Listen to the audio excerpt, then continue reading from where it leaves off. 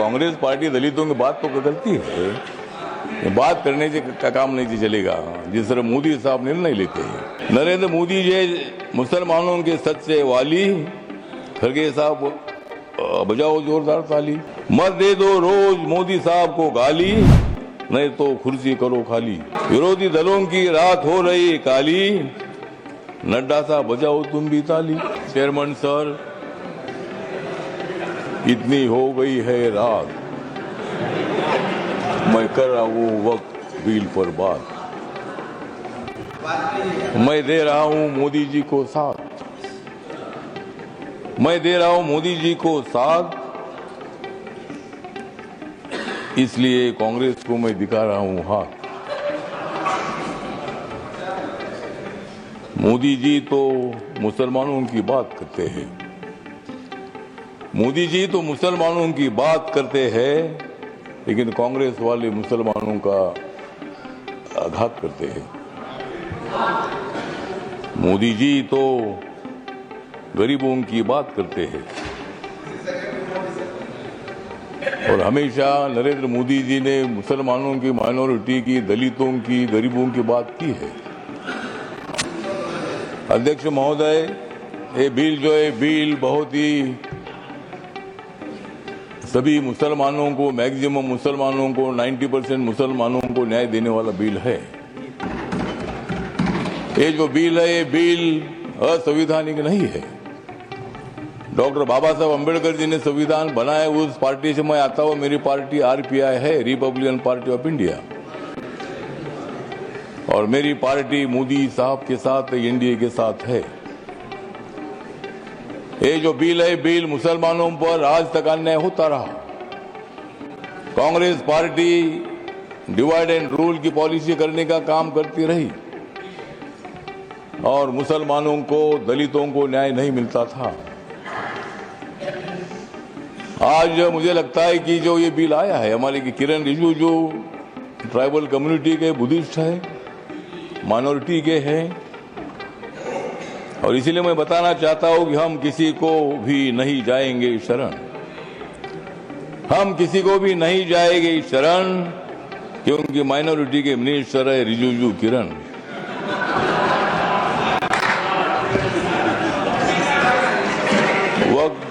वक्फ bill का हम करते हैं स्मरण, वक्फ बिल का हम करते हैं स्मरण, लेकिन अपोजिशन को हम करा देंगे हरण।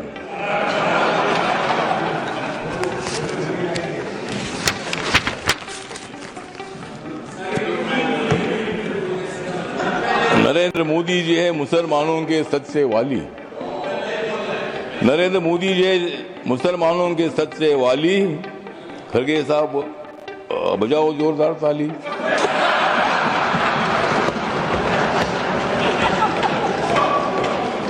मत दे दो रोज मोदी साहब को गाली, मत दे दो रोज मोदी साहब को गाली, नहीं तो कुर्सी करो खाली।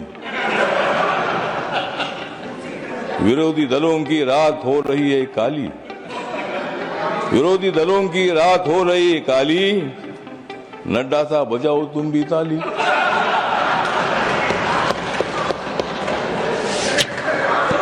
तो ये जो बिल है, ये बिल बहुत ही परिवर्तनवादी बिल है। ये बिल हिंदू, मुसलमान, सिख, ईसाई, बुद्धिस्ट लोगों को जोड़ने वाला ये बिल है। ये जो बिल है, ये बिल असंवैधानिक नहीं है, जिस तरह आप बता रहे खड़गे साहब। संविधान बाबा साहब ने लिखा है, आप भी बाबा साहब के अनुयायी है, मैं भी अनुयायी हूं। और आप जिस कांग्रेस पार्टी में, खड़गे साहब, जब कर्नाटक में आपको मुख्यमंत्री बनाने का मौका आया था, तब उन्होंने नहीं बनाया आपको, और मुझे भी मंत्री बनाने का मौका आया था, आपने मंत्री नहीं बनाया, मैं इसलिए इधर आया। मैं